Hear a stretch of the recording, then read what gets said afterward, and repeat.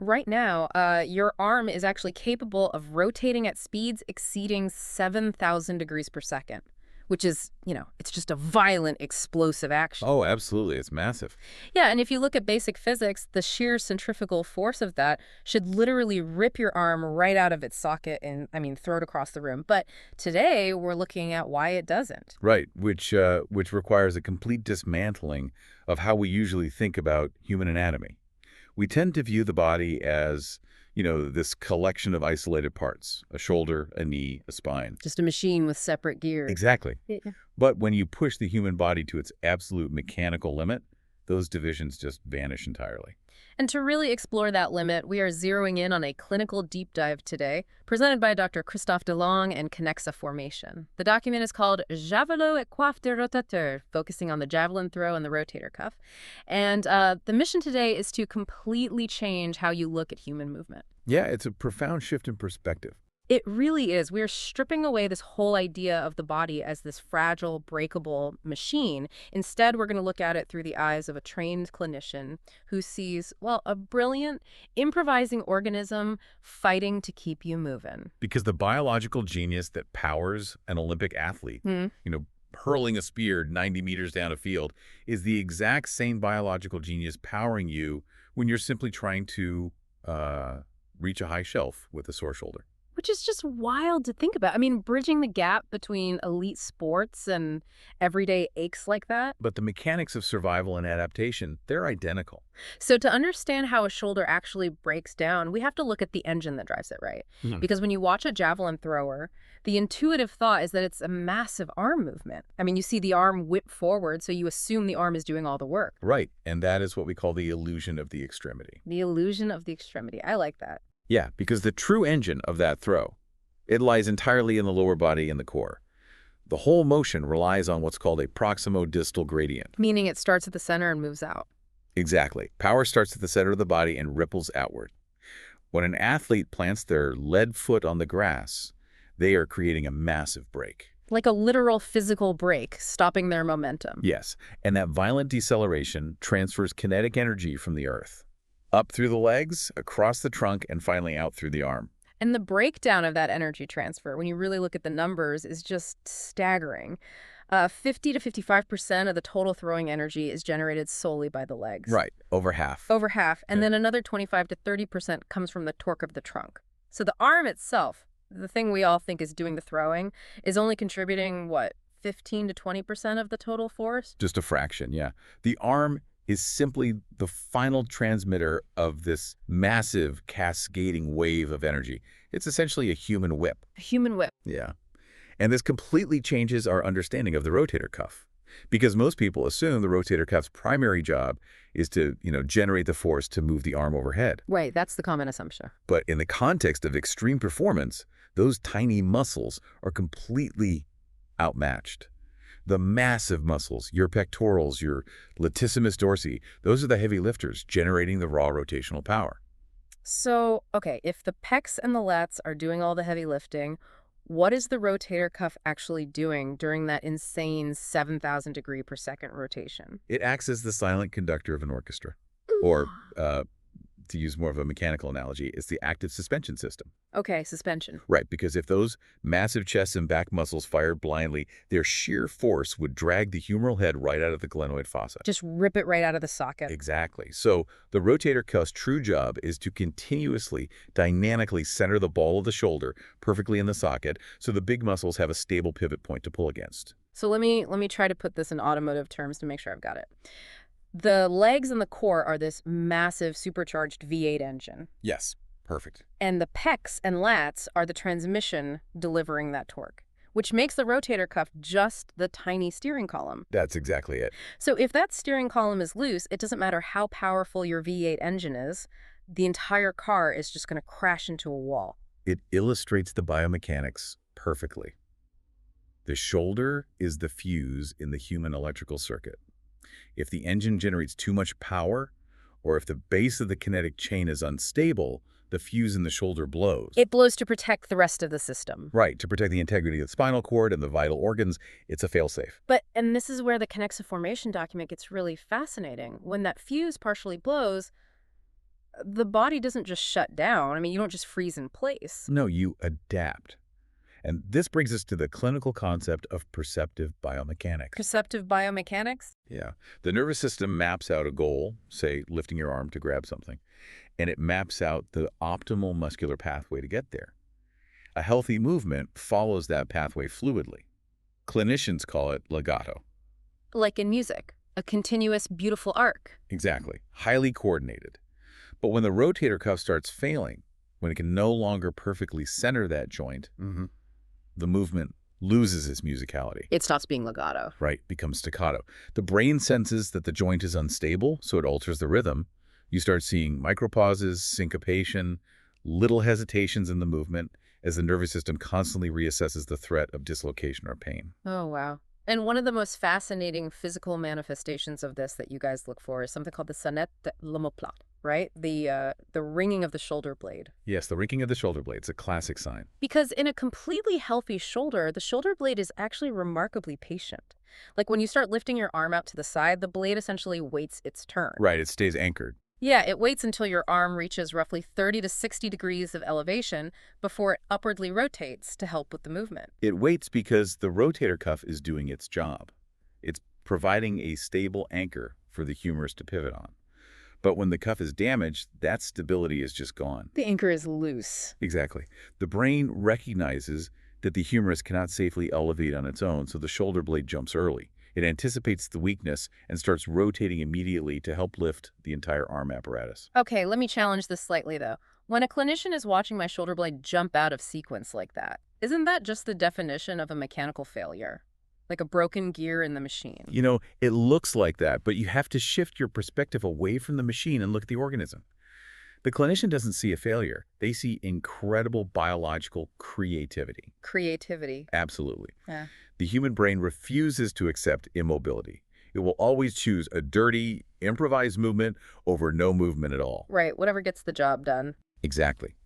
Because the shoulder joint itself cannot perform the action safely, the nervous system completely bypasses it. It recruits the heavy musculature of the trapezius and the thorax to literally lift your entire shoulder girdle off your rib cage. So the brain maps the goal, realizes the primary bridge is out, and instantly builds a secondary dirt road to get you there anyway. That's a great way to put it, yeah. You aren't even lifting your arm inside the shoulder joint anymore. You're lifting the entire joint with your neck and upper back. It is a profound symphony of compensation. The body sacrifices efficiency to preserve your autonomy. And the wild part is, you don't even need an MRI machine or a clinical setting to witness this biological creativity. You can see these compensations playing out in real time in what the document refers to as the beach laboratory. Yes, the beach laboratory is my favorite concept. Right. You can literally just sit on the sand on your next summer vacation and watch everyday activities perfectly mimic the extreme violent stresses of the javelin throw. Because the biomechanical physics, they don't change just because you swap a 90-meter spear for a plastic disc. Right. Take throwing a frisbee or skipping a stone across the water. You are engaging the exact same cocking phase as an elite thrower, drawing the arm back, building tension. Exactly. And watch closely how people throw that frisbee.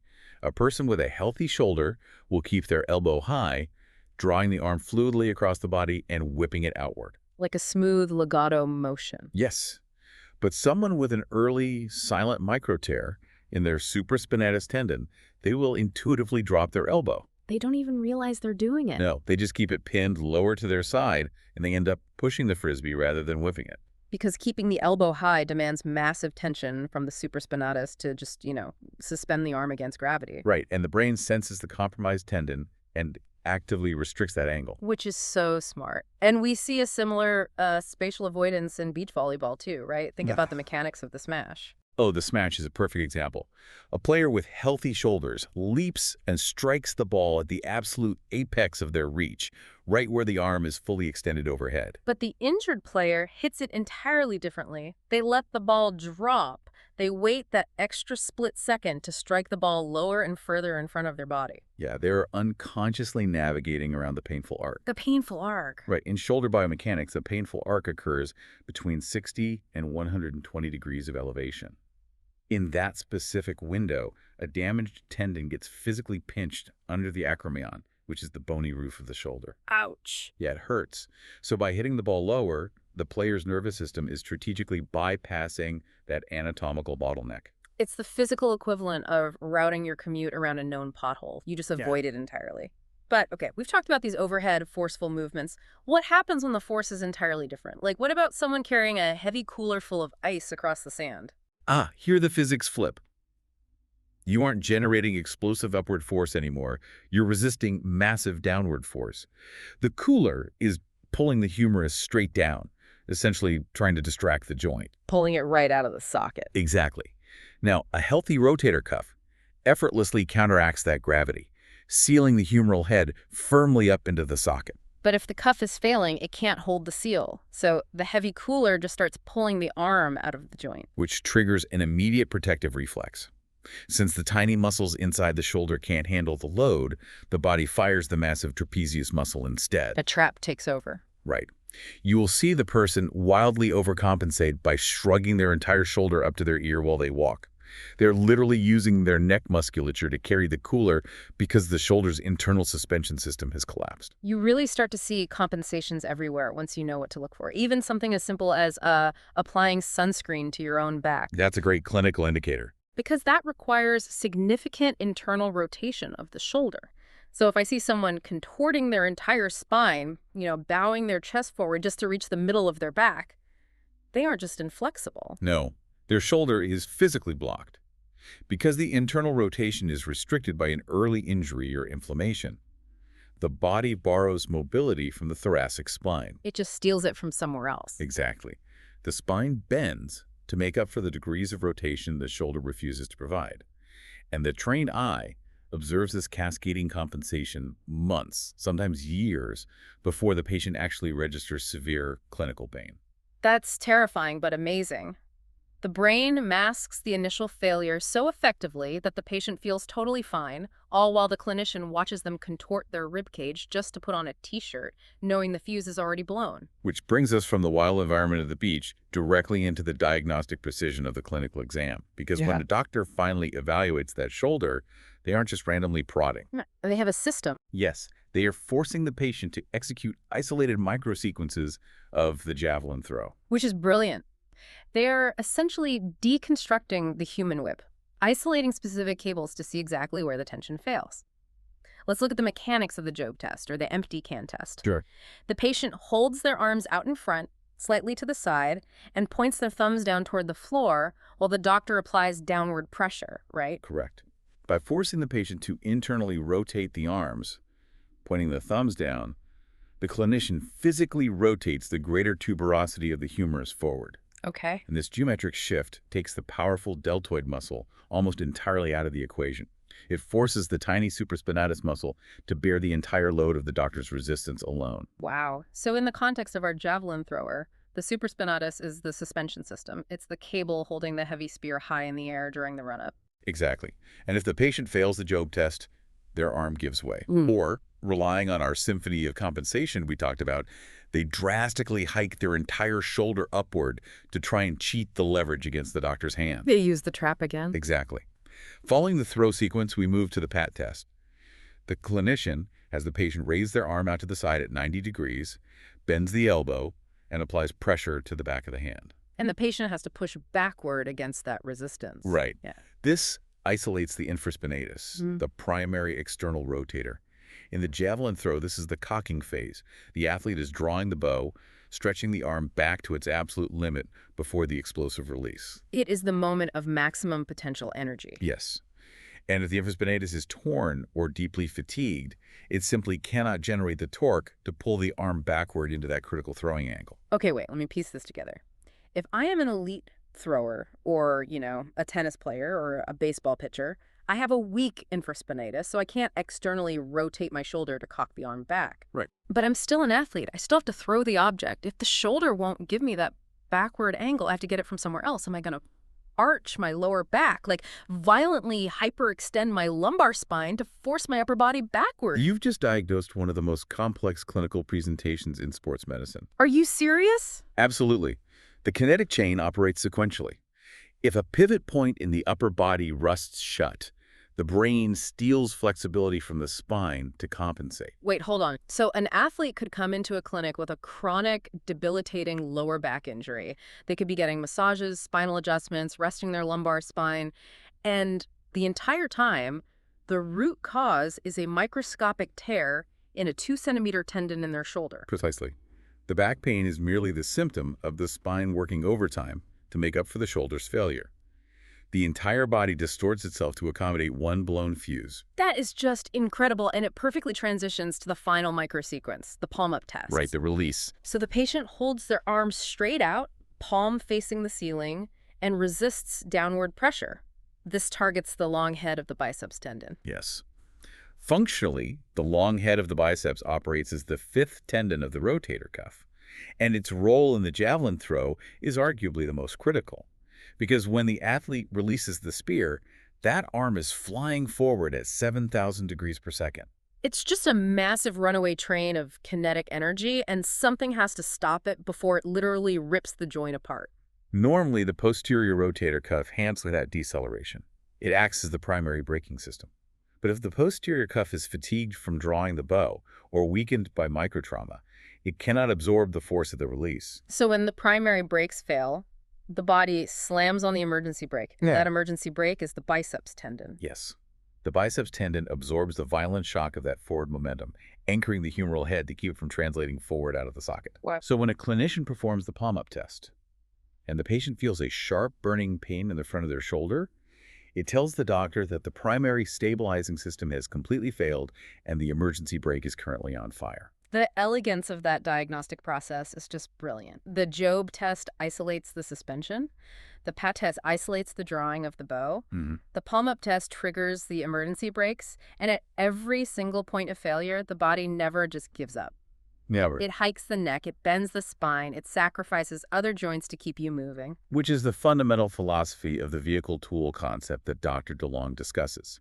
Whether you are throwing a javelin in a stadium or trying to grab a coffee mug off a high shelf, your body is the vital vehicle of your autonomy. You are literally an athlete of your own daily life. When a pivot point in your shoulder degrades, your central nervous system doesn't care about perfect posture, it cares about survival. Survival above all else. It forces your trapezius into overdrive. It shifts your center of gravity. You burn exponentially more energy just to maintain your baseline of independence, masking the damaged instrument by changing the entire tune of the orchestra. You remain functional, yes, but the energetic cost of that functionality skyrockets. You are constantly fighting your own biomechanics. Which brings us to a final, lingering thought for you to carry with you today. We've talked extensively about how the body compensates for extreme movements and physical trauma. But consider the environment most of us operate in daily. Think about the modern, sedentary lifestyle.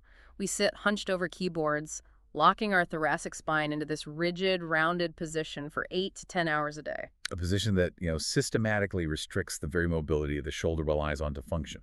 Exactly. What if our environments are pre-blowing the fuse? By freezing the mobility of our upper back in a chair, we are actively forcing the delicate tendons of the rotator cuff to overwork and compensate just to perform basic daily reaches. Before you even step onto the beach to throw that frisbee, your body has already rewritten the musical score just to survive your office desk. The compensation literally becomes your default state. It does. So the next time you feel a nagging ache, maybe a tight neck that won't release, or a stiff lower back at the end of the day, ask yourself what you are actually feeling. What if that pain isn't the root problem? What if it is just the overworked emergency brake? Look for the true silent conductor in your body that stopped playing its tune years ago, forcing the rest of your system to scream just to keep you moving. Keep a close eye on your own beach laboratory out there. We will see you on the next deep dive.